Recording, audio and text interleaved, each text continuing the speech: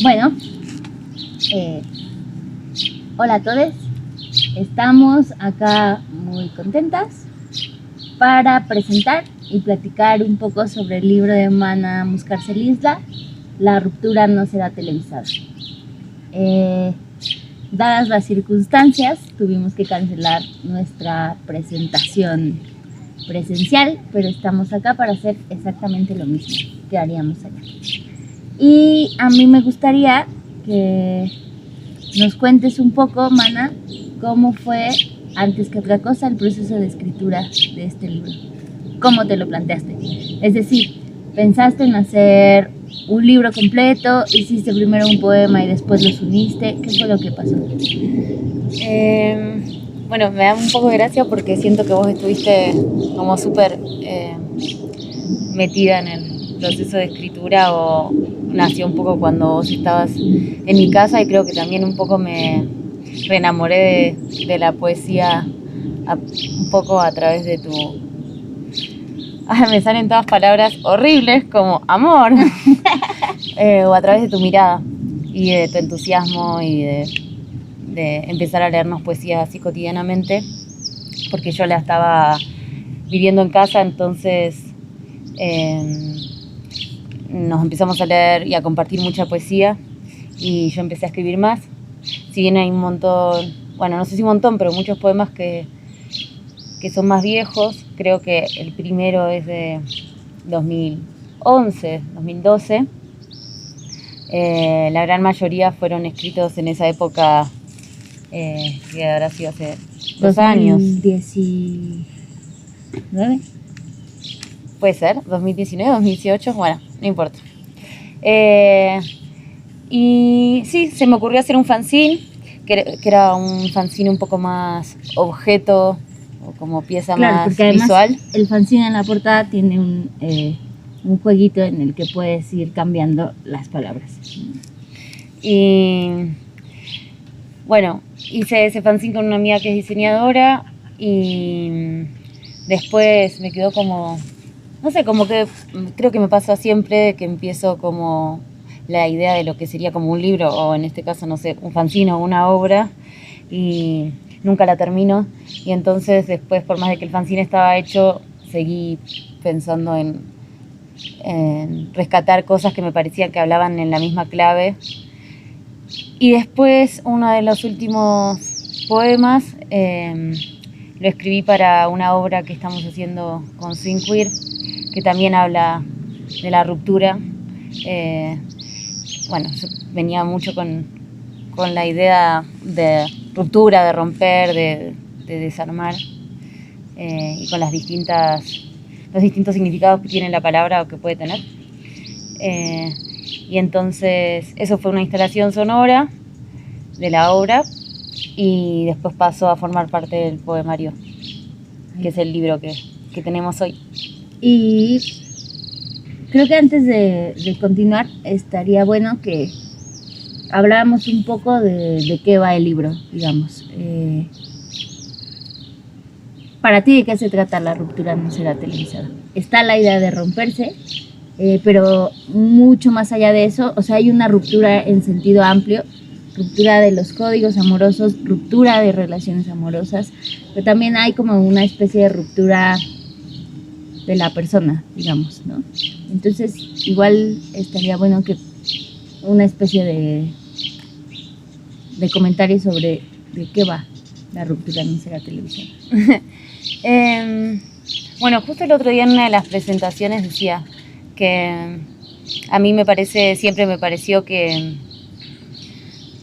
ya se había escrito mucho sobre amor, y que sobre todo las mujeres ya habíamos hablado demasiado de amor, y que... Desde una perspectiva muy específica, digamos. Sí, creo que desde todas las perspectivas. Pero no, es verdad, sí, sobre todo una perspectiva muy específica, y siempre había renegado de escribir de amor, y me había propuesto específicamente no hacerlo, pero creo que este libro habla un poco de eso, de las cosas que queremos romper, aparte de que habla mucho de rupturas amorosas, de cómo nos rompemos en las rupturas amorosas, incluso cuando intentamos romper con otras cosas. y de cómo no se puede salir de eso. Por eso también no se puede salir, o se puede salir parcialmente, o se puede salir por momentos. O se sale de una manera muy dolorosa, ¿no? O sea, como el escape que sabemos de las relaciones amorosas es un escape doloroso, ¿no? Y entiendo que un poco la idea es deslizarse de esa manera de salir. Claro, cuando digo salir, en realidad estoy diciendo de salir de esa narrativa que repetimos constantemente de cómo vivimos las relaciones amorosas o de pareja, y que por más de que intentamos romper con esa idea, cuando terminamos o rompemos una relación, caemos en la repetición de aquello de lo cual queríamos escapar. Nos convertimos en todo eso que juramos destruir. Y si bien me parece que es un libro que habla de rupturas lésbicas, y de la existencia lesbiana y de cómo es, no sé, vivir, o cómo es para mí y para mis amigas, cómo son las relaciones, me parece lo interesante es que muchas veces no tenemos una manera de sentir que no termine siendo heteronormada. Claro. Y entonces como un poco el libro es esa pelea, y es también dejarme de hacerme la tonta con eso, y también mostrar que está ahí eso que queremos no sentir y que sin embargo sentimos, y eso que queremos no desear y sin embargo deseamos. Bueno, ¿y qué hacemos con eso, no? Que sí, es doloroso, es como doblemente doloroso. Tenemos como el dolor tradicional. Sí, el dolor que el discurso en sí mismo implica, sí, y luego el dolor de no poder salirte de ese discurso. Sí, como, sí, la frustración, el fracaso amoroso y el fracaso más revolucionario o feminista o no sé. Claro, y en ese sentido, a mí este libro me parece un libro de relatos que necesitamos, en el sentido en que, como bien decías hace rato, parece que las formas de hablar de amor para las mujeres son muy específicas y muy acotadas, y muchas de ellas son además formas heterosexuales, claramente, ¿no? Incluso cuando aparece el deseo lésbico, muchas veces ese deseo aparece heteronormado en la poesía, ¿no? Y en ese sentido, a mí me parece que una de las aportaciones más interesantes del libro es justo proponernos otras formas de mirar, ¿no? Que si bien no cancelan el dolor ni cancelan la experiencia de este discurso ya establecido, en algún sentido sí permiten señalar, digamos, por dónde no hay que ir en ciertos momentos, y luego también proponer algunas alternativas, ¿no? Por eso creo que es un libro, de pronto cuando dicen que un libro es necesario, a mí me parece más o menos ridículo, porque un libro es y no es simultáneamente necesario, pero creo que en el espectro de literatura que tenemos, ¿no?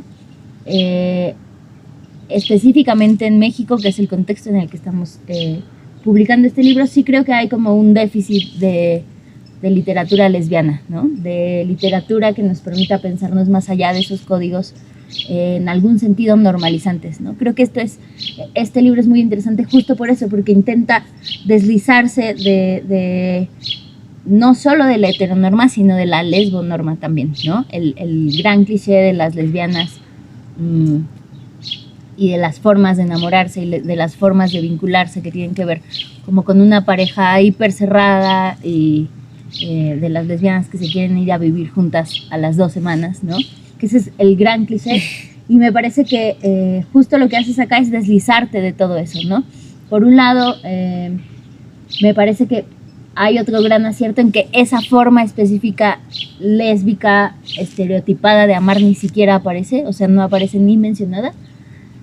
Y además que todas las aproximaciones afectivas tienen como estira y afloja de encontrar un vínculo que acomode a las dos o a las involucradas en general. Entonces,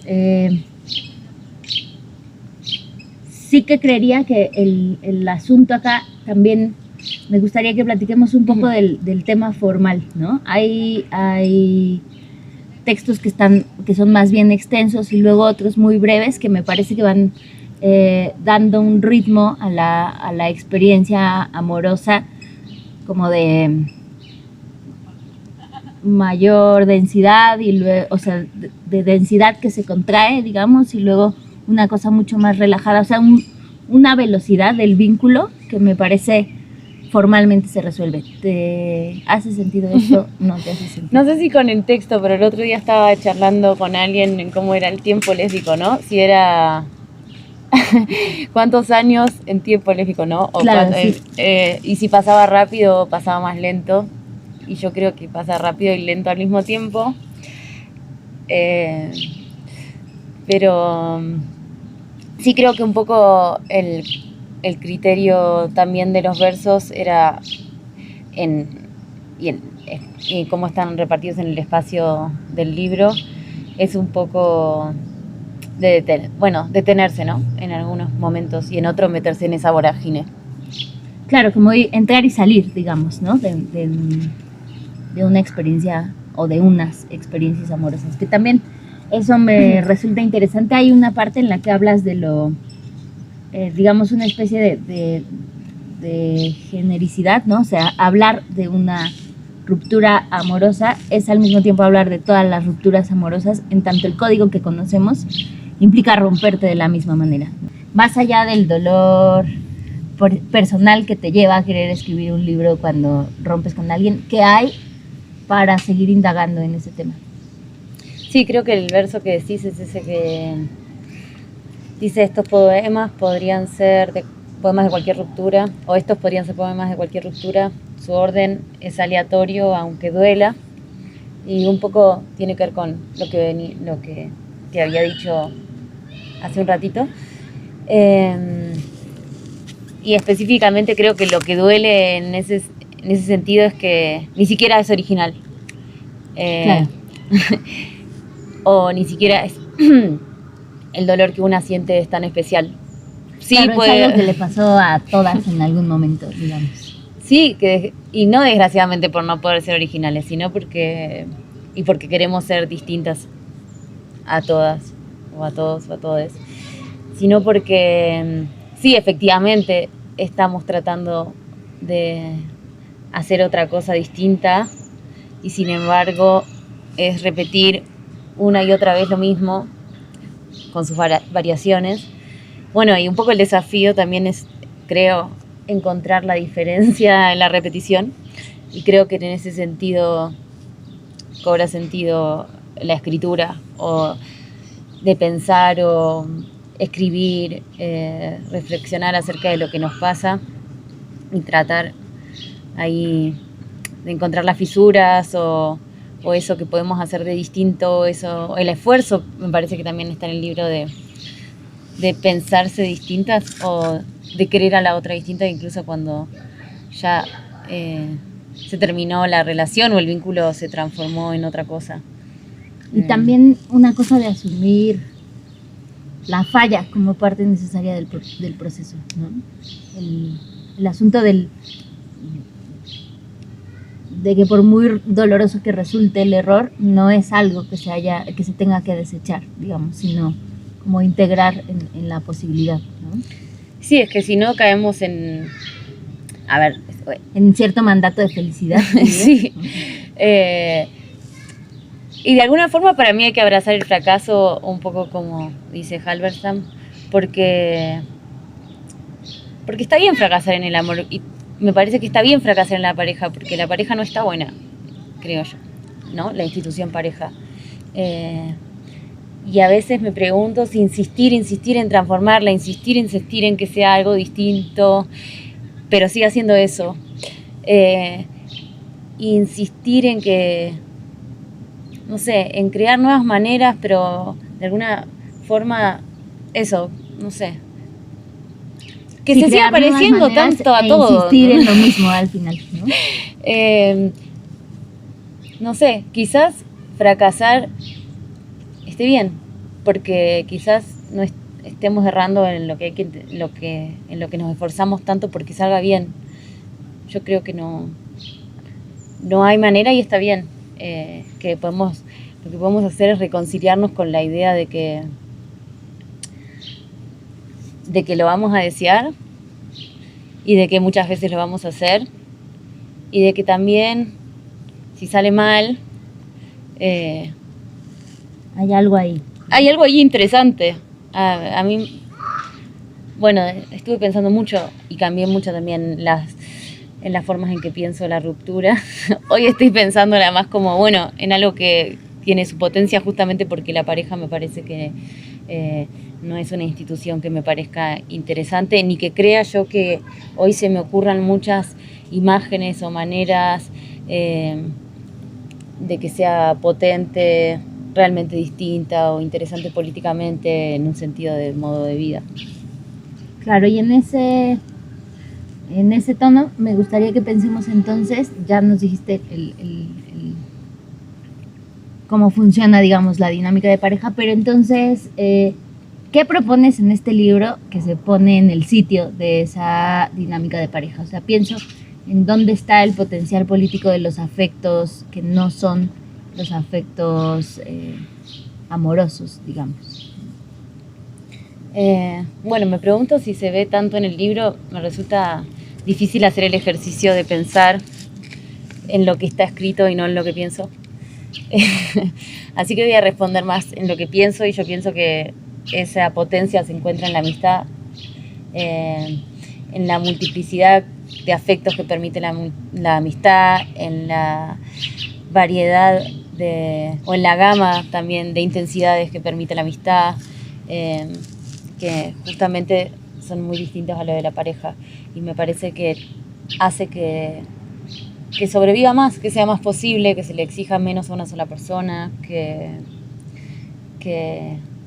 podamos distanciarnos sin tener que dar explicaciones, que podamos transitar esos distanciamientos sin dolor, por ejemplo. Sí, y sí, creo que también en la pareja te pide que haya como ¿no? Como que se mantenga con una cierta intensidad y un tipo de contacto parejo a lo largo del tiempo. Constante. Y constante, sí. Y que la amistad no. Y eso me parece re lindo y, no sé, mucho más potente, mucho más interesante para pensar la vida, que a mí me parece interesante vivir. Hay también una serie de códigos que pasan por la interacción de pareja, pero mediada por los dispositivos, que eso me parece también muy interesante. Es decir, creo que esta ruptura y este vínculo de los que hablas en este libro son muy específicos de un momento histórico, ¿no? Son vínculos del presente, y eso se evidencia en las formas de comunicarse, en el asunto de querer ver pero no querer ver, en los mails que se mandan cuando todo se acaba, digamos, ¿no? Y sí, me gustaría que nos contaras un poco eso de cómo los códigos se intervienen o se transforman o se rompen a partir de la aparición o con la aparición y la participación de los dispositivos, ¿no? O sea, cómo se cambia una dinámica de pareja cuando hay dispositivos mediando algo que hace no muy lejos, 30 años, no podía pasar. Bueno, primero que no tuve una pareja hace 30 años. Claro, no, pero me lo voy a no imaginar. Había teléfonos celulares, las formas de comunicación podían ser mucho menos inmediatas que ahora. O sea, creo que la inmediatez también hace que no solo la ruptura, sino el vínculo en general tenga un ritmo distinto, ¿no? Esta posibilidad de comunicarse instantáneamente sí me parece que modifica sustancialmente cómo funciona esa relación. Bueno, no sé, creo que estas son el tipo de cosas que no pensé antes de escribir el libro, sino que también lo escribí desde mi época. Pero pensándolo ahora, sí, hay algo que tiene que ver con el ritmo y la intensidad y el saber todo el tiempo de la otra persona y el tener la posibilidad, aunque uno no lo haga, ¿no? De comunicarte las 24 horas. Ay, me toqué la cara. Venía aguantando un montón. Que creo que configuran, obviamente, las relaciones de una manera distinta, en la que la distancia casi que se tiene que volver una elección consciente, un pacto, ¿no? Es algo que avisar. se tiene que charlar, digamos. Se tiene que charlar, sí, ¿no? Como, bueno, no nos hablamos todos los días o nos hablamos todos los días, nos hablamos antes de dormir o no hablamos antes de dormir. ¿Qué nos contamos? ¿Qué mostramos en internet? ¿Qué buscamos en internet? Después de leer el libro me di cuenta de eso, de que busco mucho en internet. Que es ahí un dispositivo al cual se le puede consultar muchas cosas. Sí, para saber cómo va la otra independientemente de ti, digamos. No, y para saber cómo va la otra y para saber cualquier duda de la vida. Digo, Claro. Porque mientras estás en pareja pasa una vida y eso también tiene que ver, termina afectando los vínculos y, bueno, nuestra manera de pensar, nuestras maneras de informarnos. Para cerrar esta conversación me gustaría mucho que nos platiques del vínculo entre dolor físico, dolor emocional, pero hay mucho de dolor físico en este libro, la enfermedad, digamos, y la militancia política. O sea, cómo en el libro y en tu, digamos, activación cotidiana, esos ejes se pueden conjuntar.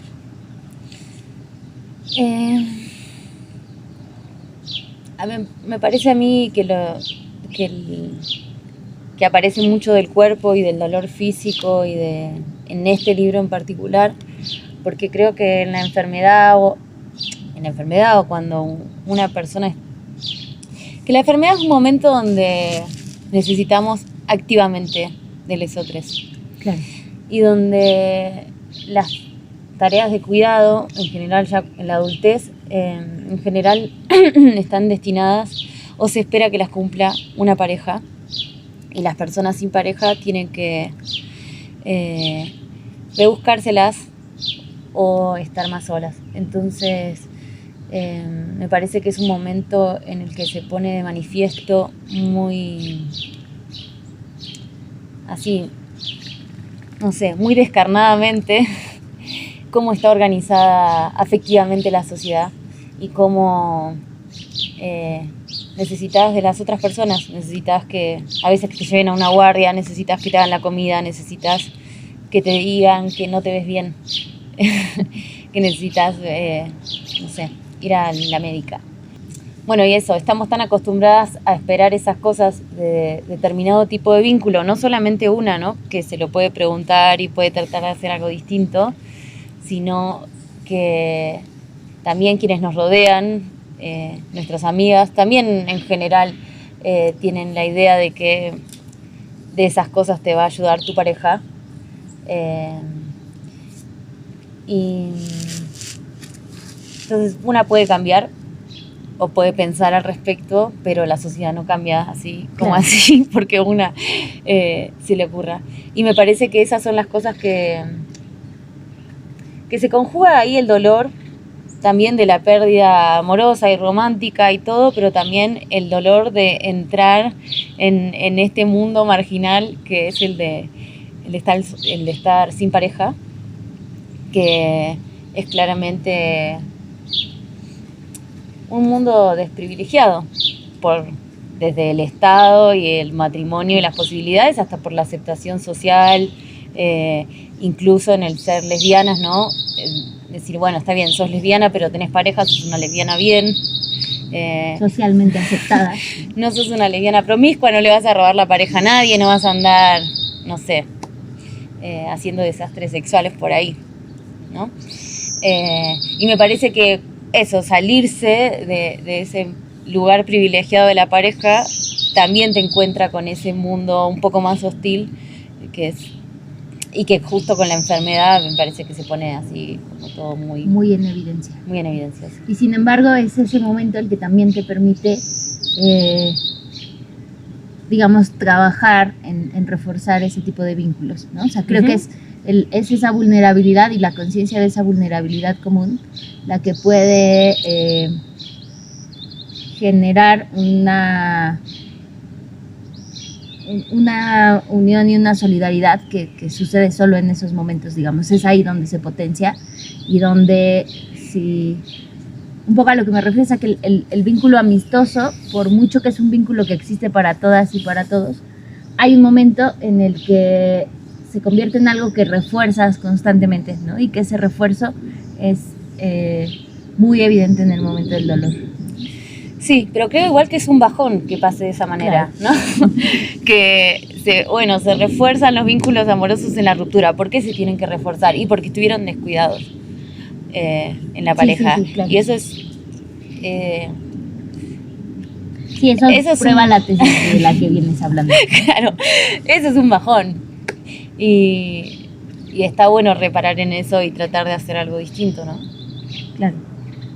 Bueno, Mana, muchas gracias por esta conversación. ¿Nos lees algunos poemitas? Sí, gracias a vos. El